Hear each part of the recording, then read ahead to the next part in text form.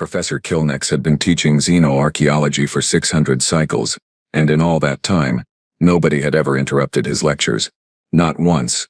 The students of the Galactic Institute knew better. You sat, you listened, you took notes on your neural tablets, and you absolutely did not question the foremost expert on extinct species in the entire Andromeda sector. So when the human girl raised her hand halfway through his presentation on the Forgotten Ones, Kilnex actually stopped mid-sentence. His three eyes blinked in sequence. Left, center, right. Like shutters on malfunctioning cameras. Yes? He asked, his voice carrying that special tone reserved for small creatures who had just made terrible decisions. The human, her name badge reading Maya Torres, stood up. She had dark hair pulled into something humans called a ponytail, and she wore the standard student uniform that somehow looked perpetually wrinkled on her species, her brown eyes fixed on the holographic projection floating above Kilnex's podium. Professor, I have a question about slide 47. Kilnex's tail twitched. His species, the Relians, only exhibited tail twitching when profoundly annoyed or about to molt. He wasn't molting. Slide 47 is a reconstruction of the Forgotten Ones University graduation ceremony. What could you possibly need clarifying? The data is from archaeological sites spanning 300 planets. Maya walked down the aisle, her shoes making those peculiar squeaking sounds on the polished floor. Every one of the 200 students turned to watch. Some of them were species that didn't even have heads, and they somehow still managed to convey the impression of staring. That's me, Maya said, pointing at the hologram. The lecture hall went silent, not the respectful silence that usually accompanied Kilnex's teachings, but the kind of silence that happens right before something explodes or the universe divides by zero. Kilnex's middle eye focused on the hologram while his other two eyes remained fixed on Maya. The image showed a bipedal figure in ceremonial robes, holding what appeared to be a documentation cylinder. The figure had 2 arms, 2 legs, forward-facing eyes, and that distinctive patch of fur on top of its head that humans seem so proud of. This is not you, Kilnex said slowly, as if explaining basic physics to a particularly dim asteroid. This civilization died out approximately 50,000 years ago. You are at most 20 of your Earth years old. 22 actually, Maya corrected, and that's literally my graduation photo from Berkeley. I graduated 3 years ago with a degree in anthropology. I remember that day because it rained, and my mom wouldn't stop crying, and my little brother kept making faces during the ceremony. A student in the back, a Chlorvian with excellent hearing despite having no visible ears, let out a sound that his species used for expressing amused disbelief. Several others joined in with their own versions of laughter. The tentacled ones from Sigma Octantis made bubbling noises. The silicon-based fragments produced sounds like wind chimes in a hurricane. Kilnex, however, was not laughing. His claws extended slightly, scraping against the podium. Miss Torres, I understand that humans have a peculiar sense of humor, but this is a serious academic institution. The Forgotten Ones vanished millennia before your species even developed written language. Maya pulled out her personal datapad. Can you display this on the main screen? Absolutely not. Please. It'll just take a second. Something in her tone made Kilnex pause. It wasn't defiance exactly. It was certainty. The kind of certainty that came from knowing something so fundamental that arguing about it seemed pointless. Against his better judgment, he activated the screen-sharing protocol. Maya's photo appeared on the massive holographic display. It showed her in a black robe and that ridiculous flat hat with a tassel, holding a rolled-up document. Behind her stood a building with columns, and above her hung a banner reading UC Berkeley Class of 20. Kilnex pulled up his slide 47. The 2 images appeared side by side. They were identical, not similar, not close. Identical. The same pose. The same angle, the same building in the background. The only difference was that the archaeological reconstruction had worse resolution and some color degradation from 50,000 years of data decay. The lecture hall erupted into chaos. Students began talking over each other in 17 different languages and communication methods. One of the crystalline students accidentally released a frequency that made everyone's teeth hurt. Someone in the back knocked over their chemical nutrient solution. Order, Kilnex bellowed. Order. The noise died down to a low murmur. Kilnex's mind raced through possibilities. Hoax? No. The archaeological data had been verified by dozens of independent teams across multiple decades. Coincidence? The probability was so small it didn't merit consideration. Time travel? Unlikely. The temporal physics were all wrong. Humans hadn't mastered time travel yet, and if they had, he would have known about it because the paperwork alone would have been visible from orbit. How? He asked, forcing his voice to remain steady. Did a photo of you end up in ruins that predate your civilization by 47,000 years? That's what I'd like to know, Maya said. Can we look at the other slides? Kilnex cycled through his presentation. Slide 12 showed what he'd labeled as domestic habitation architecture. It depicted a dwelling structure with a triangular roof, rectangular windows, and a paved area in front containing a mobile transport vehicle. That's my house, Maya said. Well, my parents' house. In Sacramento. That's my dad's car in the driveway. Slide 19. Recreational gathering space.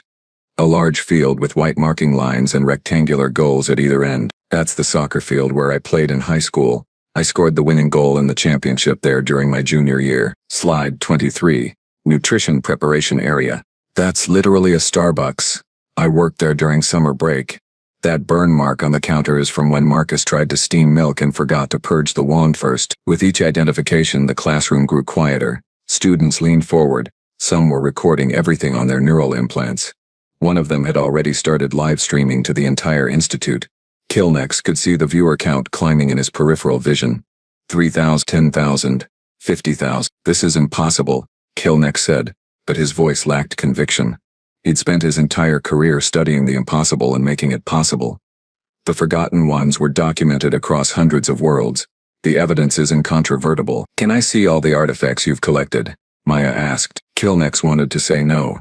Every instinct screamed that this was a mistake, that he should shut down the lecture, file a report with the academic board, and let someone else handle whatever madness was unfolding. But he'd spent 6 centuries building a reputation on intellectual courage and scientific integrity.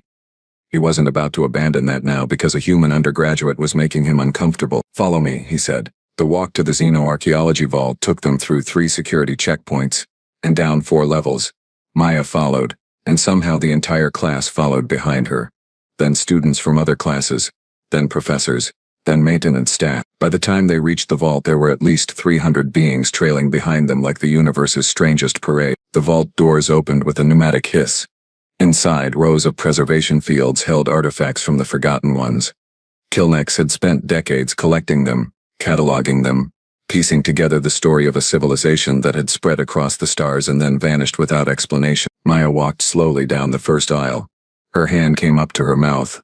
Oh no, she whispered. What? She pointed to a preservation field containing what appeared to be a ceremonial garment. That's my freshman year hoodie. I lost it during spring break in Cancun. I thought someone stole it from the beach. Next case. My laptop. I spilled coffee on it during finals week senior year. Next case. My mom's cookbook. She's been looking for that for ages. Next case. My little brother's action figures. He kept them on his dresser. Next case. My diary from 8th grade. Oh God, please tell me you haven't read that. Kilnex felt something he'd never experienced before. Not fear. Exactly. More like the sensation of standing on solid ground, only to realize it was actually the back of a sleeping creature that was starting to wake up. How is your personal property scattered across 300 planets in ruins that are 50,000 years old? I don't know, Maya's voice cracked. You're the expert. You tell me. A soft chime indicated an incoming priority message. Kilnex checked his neural interface. It was from the Institute director, marked urgent. The message contained 3 words. My office. Nah. The director's office occupied the top floor of the Institute's central tower. Director Vexara was a luminarian, a species of pure energy contained in a magnetic field that vaguely resembled a pillar of light. She didn't do upset so much as she did different wavelengths of irritated. Currently, she was emanating in the ultraviolet range, which meant she was furious. Explain, Vexara said. The word seemed to come from everywhere at once. Kilnex explained. Maya added details.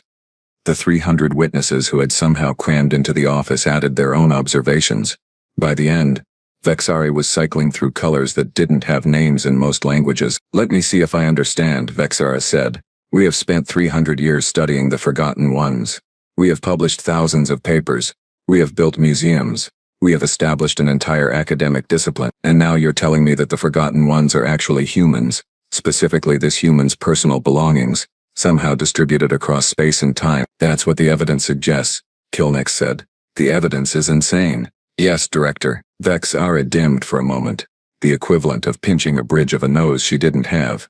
Do you know how many careers depend on Forgotten Ones research? Do you know how much funding is tied to these sites?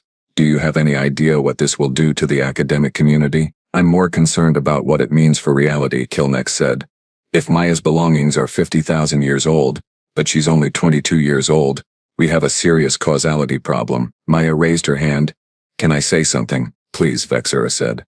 At this point you might be the only one who has any idea what's happening. I don't have any idea what's happening, Maya admitted, but I think we need to check something. Professor Kilnex, in your research, did the Forgotten Ones leave any messages? Any writing? Anything that might explain what happened to them? Kilnex nodded slowly. There's one artifact. We've never been able to translate it.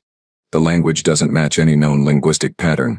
We've had the best cryptographers in the galaxy working on it for decades. Can I see it? 5 minutes later they stood in front of a preservation field containing a small metallic plate.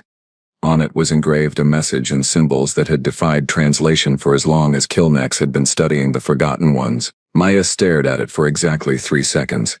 Then she started laughing. Not polite laughter. Not nervous laughter. The kind of laughter that suggested someone had just realized the universe was playing a very elaborate joke. What? Kilnex demanded. What does it say? Maya wiped tears from her eyes. It says, if you find this, call Maya Torres at 550147. This is all a misunderstanding. That's your phone number? That was my phone number. In college. Before I changed carriers. Vexeter pulsed in a color that might have been the Luminarian equivalent of a migraine. Miss Torres, are you telling me that you somehow knew you would need to leave yourself a message 50,000 years in the past? No, Maya said. I'm telling you that I have no idea what's going on. But apparently at some point in my future, past me figured it out and decided to leave a note. Which is very considerate of past me, except for the part where the message is completely useless because that phone number doesn't work anymore. There's a second line, Kilnex said, peering closer. Below the message, Maya looked. The symbols shifted, rearranged themselves, and suddenly became clear. It says, check your email. I sent you something important. Also, don't eat the cafeteria sushi on Thursday. Trust me. Kilnex watched as Maya pulled out her datapad and checked her email. He watched her face go through several expressions: confusion, shock, understanding, and finally a kind of resigned acceptance that suggested she'd just received news that made everything simultaneously better and worse. So, Vexera said carefully, what does the email say? Maya looked up. Her expression was the kind that people wear when they've just realized they're the protagonist of a story they didn't want to be in. It's complicated, she said. But the short version is, I'm going to need to borrow your time dilation lab, a quantum entanglement communicator, and probably about 600,000 credits for equipment. Why? Kilnex asked. Because apparently at some point in the next few years I'm going to accidentally create a temporal loop that scatters my college belongings across space and time. And according to future me, if I don't fix it, something much worse happens. What could be worse than this? Maya showed them the email. The final line read, if you don't fix this, the loop collapses and takes Earth with it. Humanity never exists. You have 3 weeks. Good luck. P.S. You're going to need to convince Professor Kilnex to help. He's stubborn, but he means well. P.S. His middle eye twitches when he's lying. All 3 of Kilnex's eyes turned to Maya. He'd been about to say this was impossible, that he couldn't possibly help, that there were procedures and protocols. But his middle eye had already started twitching. Fine, he said.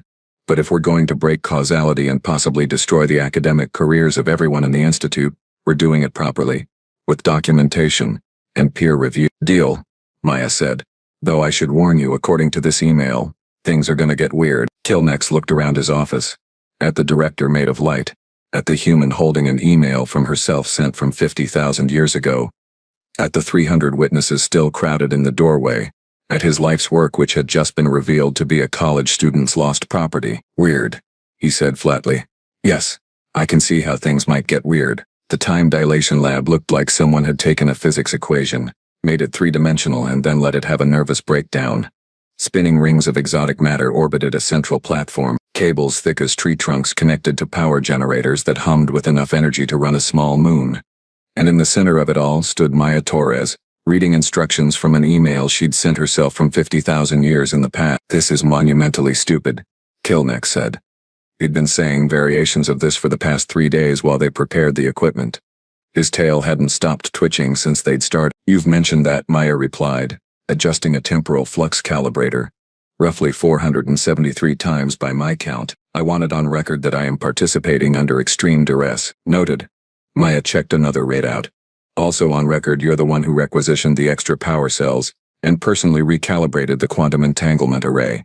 For someone under duress, you're being very helpful. Kilnex's claws clicked against his datapad. He didn't have a response to that because she was right.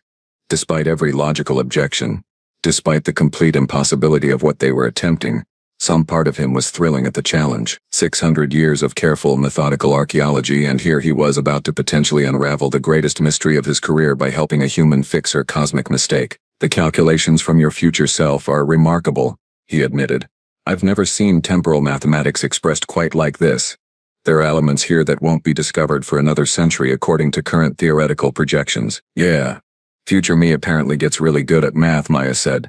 Present me barely passed calculus. I'm hoping this is one of those you learn as you go situations. Vexara materialized in the lab entrance. Pulsing an anxious yellow, the Institute board is demanding updates. They want to know why we've shut down 3 academic departments and redirected enough power to light up the entire campus for a year. Tell them we're preventing the temporal erasure of an entire species, Maya said. I did tell them that. They asked if I was having a breakdown. Are you? Vexara flickered. I'm a being of pure energy. I don't have traditional breakdowns, but if I did, this would absolutely qualify. A chime sounded from the central console. Kilnex checked the readings. The temporal field is stable. We're ready to begin whenever you are. Maya took a deep breath. According to her future self's instructions, the problem had started during her graduate research. She'd been studying quantum archaeology, a theoretical field that most scientists dismissed as fantasy. The idea was that information could be retrieved from the past using quantum entanglement principles. Maya had apparently succeeded, but in doing so she'd created a feedback loop that had scattered her physical belongings across time and space. So let me make sure I understand this correctly, Kilnex said, reviewing the procedure one final time. You're going to use the time dilation field to connect to the moment when you originally created the temporal anomaly. Then you're going to quantum entangle your present consciousness with your past consciousness. Then you're going to convince past you not to make the mistake that created this entire mess. That's the plan, Maya confirmed. There are approximately 9,000 things that could go wrong with this. Future me thought of that. There's a contingency list. Maya pulled up another section of the email. It's 73 pages long. That does not make me feel better. It shouldn't, Maya said cheerfully. But we're doing it anyway because the alternative is that Earth never exists and humanity gets erased from the timeline. No pressure. She stepped onto the central platform. The rings began to spin faster, creating a sound like reality being unzipped. Kilnex monitored the readings from his station. Temporal coordinates locked. Quantum entanglement established. Energy levels approaching critical threshold. Beginning consciousness transfer in 3, 2. The lab disappeared. Maya found herself standing in a smaller, shabbier laboratory. Earth-style fluorescent lights buzzed overhead. The equipment looked primitive compared to the Galactic Institute's technology. Posters on the walls advertised something called Physics Department Pizza Friday, and sitting at a workstation staring at a computer screen with the intensity of someone who had no idea they were about to break the universe, was Maya from 3 years ago. Past Maya looked tired. Her hair was messier. She wore sweatpants with a hole in the knee and a t-shirt that said Schrodinger's cat is dead, and alive, and judging you. She was muttering to herself while typing equations. This is so weird, present Maya whispered. Then she remembered she was technically a quantum projection and past Maya couldn't hear her unless she made the connection. She reached out mentally following the instructions from future Maya. The sensation was like trying to remember a dream while still dreaming it. There was resistance at first. Then suddenly she was inside past Maya's head, seeing through her eyes, feeling her exhaustion and excitement. Past Maya suddenly froze. What the? Don't freak out, present Maya said, her thoughts overlaying past Maya's consciousness. This is going to sound insane, but you're me from 3 years in the future. Well, technically I'm you from 3 years in the future. Grammar gets weird with time travel. Past Maya's hands hovered over the keyboard. I'm having a stress hallucination. I knew I shouldn't have had 3 energy drinks. You're not hallucinating. In about 30 seconds you're going to press enter and run that quantum archaeology program you've been working on. Don't do it, but I'm so close. If this works, it'll prove that quantum information retrieval is possible. It'll revolutionize archaeology. It'll do that and more. Specifically, it'll scatter all your belongings across 300 planets over the course of 50,000 years and create a temporal paradox that threatens Earth's existence. Past Maya laughed. That's ridiculous. The program just retrieves quantum information. It doesn't physically transport objects through time. That's what you think. But there's a harmonic resonance issue with the entanglement frequency. When you run the program, it creates a feedback loop. The quantum observation collapses not just information but physical matter. Everything in your apartment that's quantum entangled with your consciousness, which turns out to be basically everything you own because you've touched it, gets scattered across space-time. That's impossible. So is talking to yourself from the future, yet here we are. Past Maya stared at the screen. Her finger hovered over the enter key. If I don't run this program, I don't finish my thesis. If I don't finish my thesis, I don't graduate. If I don't graduate, I don't get into the Institute's exchange program. If I don't get into the exchange program, I never meet Professor Kilnex. If I never meet Kilnex, the timeline collapses. Present Maya finished. I know, future me explained it in the email. It's a closed causal loop. You have to run the program for me to exist in the future to come back and stop you. But you also can't run the program or Earth gets erased. That's a paradox. Welcome to my last 3 days. Past Maya pulled her hands away from the keyboard. Okay. Say I believe you, which I'm not sure I do. What am I supposed to do instead? You run the program, but with modifications. Future me sent back the corrected equations. The harmonic resonance can be dampened if you adjust the entanglement frequency by 0.003%. It's such a small change that you'd never notice it. But it prevents the feedback loop. How do I know this isn't just my subconscious trying to sabotage my thesis? Because your subconscious doesn't know that you're going to spill coffee on your laptop during finals week, lose your hoodie in Cancun, or that Marcus burns the counter at Starbucks during your summer shift. But I do, because I lived it. And 50,000 years from now, Professor Kilnex is going to find all of it in archaeological sites across the galaxy and build an entire career studying the Forgotten Ones, who are actually just you, and it's going to be the most embarrassing thing that ever happens to anyone in the history of space-time. Past Maya sat very still. Marcus burns the counter next Tuesday. He forgets to purge the steam wand, okay? Past Maya took a shaky breath. Okay. What are the corrections? Present Maya fed the information through their shared consciousness. Past Maya's fingers flew across the keyboard, adjusting equations, modifying parameters. The changes were tiny, almost invisible, but they would prevent the catastrophe that created the Forgotten Ones. Done, Past Maya said. If I run this now, you finish your thesis, graduate, get into the exchange program, meet Kilnex, and eventually learn enough temporal physics to send yourself an email from 50,000 years in the past to fix this mess. The loop closes properly, and nobody gets erased from existence. Nobody gets erased from existence. Past Maya's finger moved toward the enter key again. Then she paused. Wait. If I fix this, then the Forgotten Ones never exist. Which means Professor Kilnex never studies them. Which means his entire career is different. Won't that change things? Present Maya felt the quantum connection starting to destabilize. She didn't have much time left. Future me thought of that. There's a note in the email about it. Kilnex doesn't lose his career, he just redirects it. Turns out there are plenty of other extinct civilizations to study, and he ends up making an even bigger discovery because he's not fixated on the Forgotten Ones. What discovery? Can't tell you. Spoilers.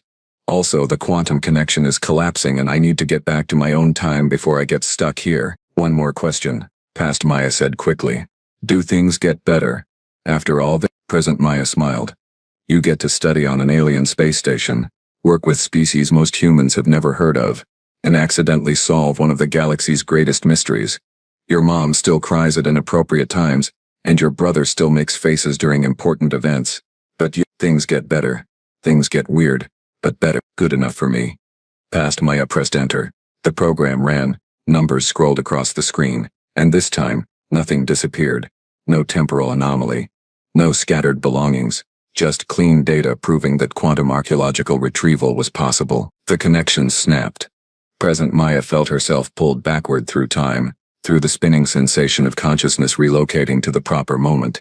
She opened her eyes in the Galactic Institute's time dilation lab. Kilnex was staring at his instruments with all three eyes wide. It worked, he said, his voice filled with wonder. The timeline is rewriting itself. I can see the changes propagating through the temporal field. Vexari pulsed a brilliant white. The archaeological sites are updating in the database. The Forgotten Ones artifacts they're changing, becoming something else. Maya stepped off the platform, stumbling slightly. Kilnex caught her with a steadying claw. Easy. Consciousness transfer takes a toll. Did it work? Maya asked. Is Earth still there? Kilnex checked his long-range sensors. Earth is still there. Humanity still exists. You still exist. But the Forgotten Ones. He trailed off, looking at his datapad with an expression Maya couldn't quite read. What? What happened to them? They're not forgotten anymore, Kilnex said slowly.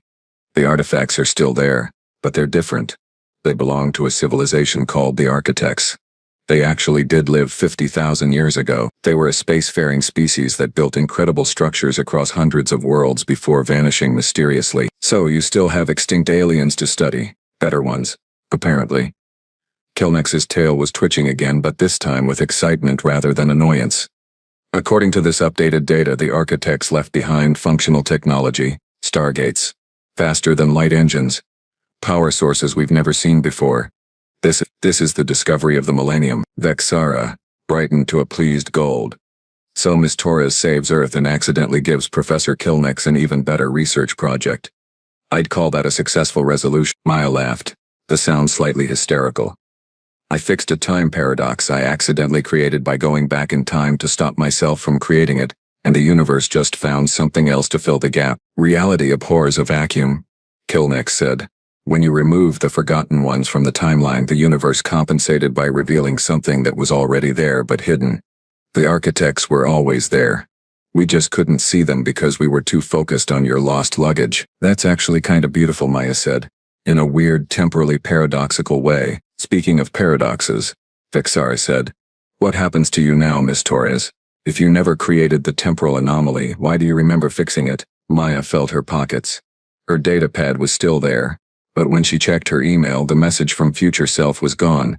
Except, not completely gone. There was a new message. Just one line. Nice work. Enjoy the rest of your life. It gets interesting. P.S. Still don't eat the cafeteria sushi. I'm a quantum anomaly, Maya said. I exist because I fixed a problem that now never happened, which means I'm sort of outside the normal timeline. Future me explained it in this chair. Well, in the email that doesn't exist anymore. So you're a walking temporal paradox, Kilnex said. Basically, that's going to make the paperwork extremely complicated. Sorry about that, Kilnex waved a claw dismissively. Don't be. This is the most interesting thing that's happened to me in 600 years. I was getting bored with careful, methodical archaeology anyway. Over the next few weeks, the academic community processed the changes. The Forgotten Ones became a footnote. A brief period of confused data that was later corrected. The Architects became the new focus of study, and Professor Kilnex found himself leading the most exciting research project in the galaxy. Maya finished her studies at the Institute with top honors. Her thesis on practical applications of quantum temporal mechanics won 3 prestigious awards. Nobody mentioned that she'd learned the material by fixing a paradox that technically never happened. On her last day at the Institute, Maya found Kilnex in his office, surrounded by data on the Architects. His tail was twitching with excitement as he analyzed their technology. I wanted to thank you, Maya said, for helping me fix things. You didn't have to. Kilnex looked up, his 3 eyes focusing on her in sequence. You showed me that the universe is stranger and more wonderful than even I suspected. That's worth more than any career built on certainties. Besides, his middle eye twitched. I may have made backup copies of the Forgotten Ones' data before it changed, for personal research purposes. That's not against any regulations, is it? Maya grinned. I have no idea, but if it is, I definitely didn't hear you say that. Good. Because between you and me, I'm curious about how you managed to scatter objects across 300 planets using nothing but graduate-level quantum mechanics and determination. That's impressive, even if it was an accident. Maybe I'll figure it out someday. Carefully. With proper safety protocols, please do. And if you accidentally break causality again, I'd appreciate a heads up before the universe tries to compensate. Maya left the Institute that afternoon on a transport ship heading back to Earth. She watched the station shrink behind her, thinking about impossible things and closed time loops and the strange fact that she'd saved her entire species by talking to herself. Her datapad chimed. Another email. Sender unknown. By the way, when you get home, check your closet. You'll find a box of stuff that mysteriously reappeared, including that hoodie you thought you lost in Cancun. You're welcome. Also, you might want to look into studying the Architects. Trust me on this one. There's something nobody else has noticed yet about their technology, and you're the only one who can figure it out. But that's a problem for future you. Present you should probably just get some sleep. You've earned it. Maya smiled, closed the email and watched the stars stream past the viewport.